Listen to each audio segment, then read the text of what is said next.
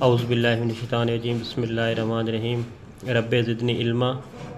السلام علیکم ناظرین، میں محمد طاہر نواز کھچی ایڈوکیٹ، آپ دیکھ رہے ہیں میرا یوٹیوب چینل جس پر میں اسلامی اور قانونی معلوماتی ویڈیوز بنا کر اپلوڈ کرتا رہتا ہوں۔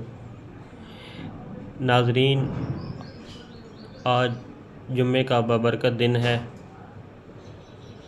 رحمتوں والا، برکتوں والا دن ہے، مغفرت کا دن ہے۔ آج کا میرا موضوع ایک انتہائی اہم موضوع ہے۔ اس موضوع پر ہم اسلامی اور قانونی لحاظ سے روشنی ڈالیں گے۔ آج کا میرا موضوع ہے قرض کی ادائیگی،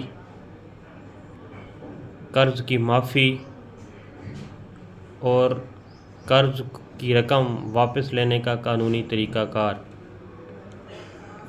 ناظرین، ان سب سوالات کے جوابات جاننے کے لیے میری ویڈیو کو پورا دیکھیے گا، مکمل ویڈیو دیکھیے گا۔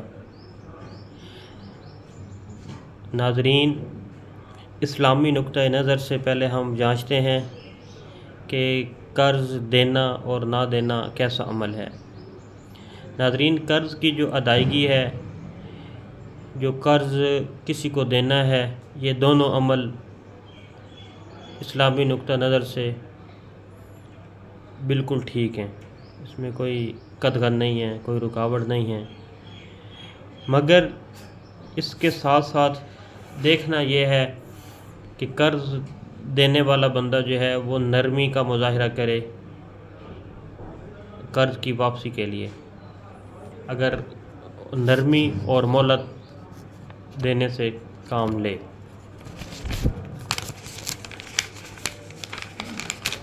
ناظرین، اللہ تعالیٰ سورۃ البقرہ آیت نمبر 280 میں یہ ارشاد فرماتا ہے کہ جو اگر قرض دار تنگ دست ہے تو اس کو مہلت دی جائے۔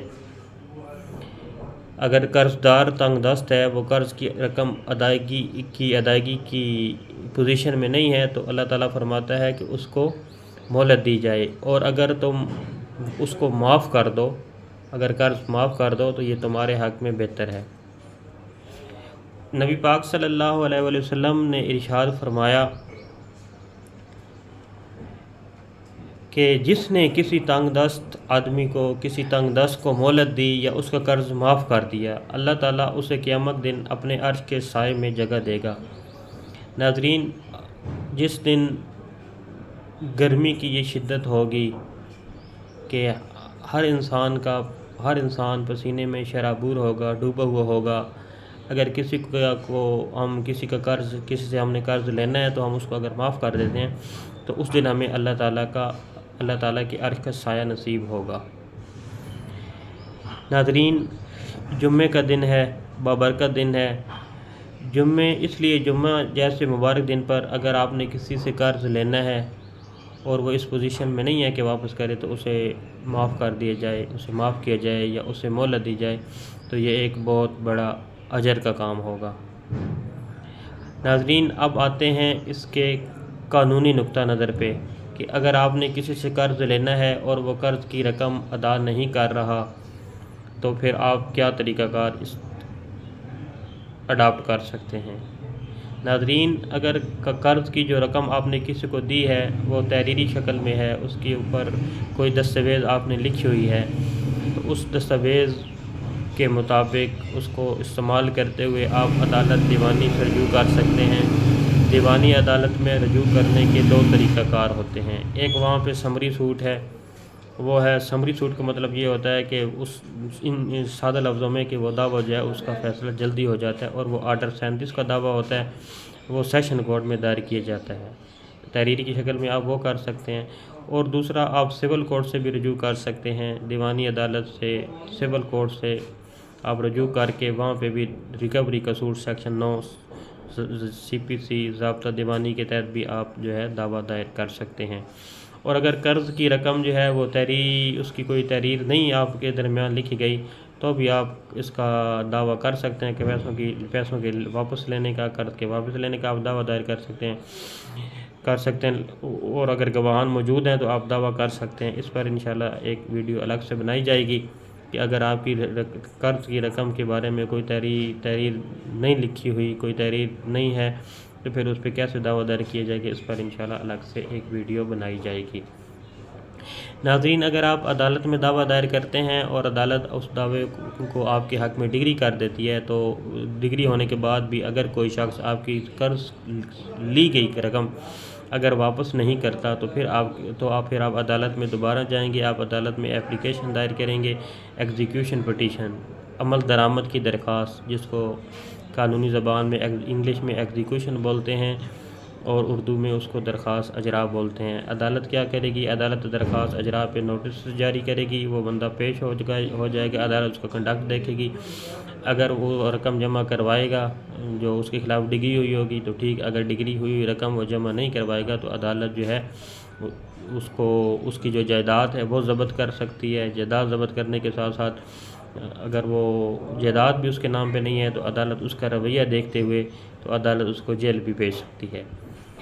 یہاں تک تھے ناظرین عدالتی طریقہ کار کو رقم لینے کے بارے میں۔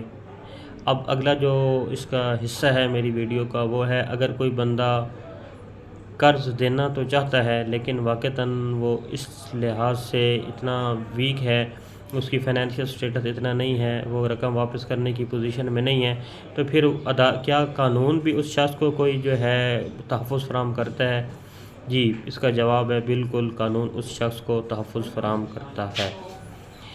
ناظرین، اگر کوئی قرض دار واقعی اس پوزیشن میں ہے کہ وہ قرضہ نہیں دے سکتا تو اس بندے کو چاہیے کہ وہ عدالت سے رجوع کرے گا، اور عدالت سے رجوع کر کے پروونشل انسولوینسی ایکٹ 1920 کے تحت وہ شخص عدالت میں درخواست دائر کرے گا کہ میں دیوالیہ ہو چکا ہوں، تو میں قرض واپسی کرنے کی پوزیشن میں نہیں ہوں، تو وہ اپنے حقوق جو ہے وہ ڈکلیئر عدالت سے کروا لے گا۔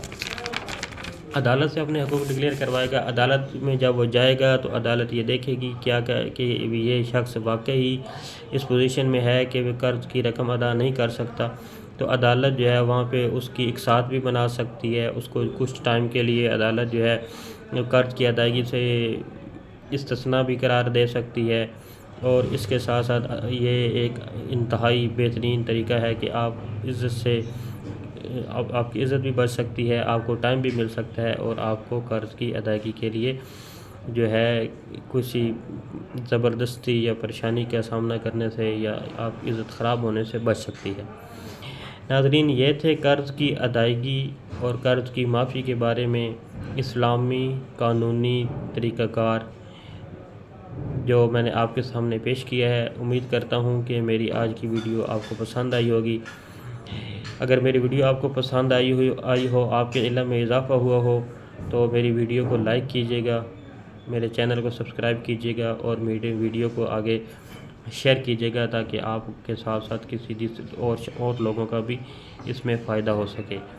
اور ناظرین، اگر آپ نے کسی سے قرض لینا ہے تو ایک بار دل سے ضرور سوچیے گا کہ واقعی وہ بندہ جو ہے وہ ادا کرنا چاہتا ہے لیکن وہ ادا کرنے کی پوزیشن میں نہیں ہے، تو اس کا قرضہ کوشش کیجیے گا کہ اس کو معاف کر دیجیے گا یا اس کو مہلت دیجیے گا، تاکہ اللہ تعالیٰ اور اللہ کا نبی صلی اللہ علیہ وسلم آپ سے راضی ہوں اور آپ کے لیے آسانیاں پیدا ہوں۔ کیونکہ اللہ تعالیٰ فرماتا ہے، جیسا کہ میں نے ویڈیو کے شروع میں بیان کیا تھا، کہ اللہ تعالیٰ نے سورۃ بقرہ میں ارشاد فرمایا کہ اگر تم کسی قرض دار کو مہلت دے دو یا اس کو معاف کر دو تو یہ تمہارے حق میں بہتر ہے۔ کسی قرض دار کو مہلت دے دو، اور اگر ہو سکے تو اس کو معاف کر دو، یہ تمہارے حق میں بہتر ہے۔ اللہ تعالیٰ ہمارا حامی و ناصر ہو۔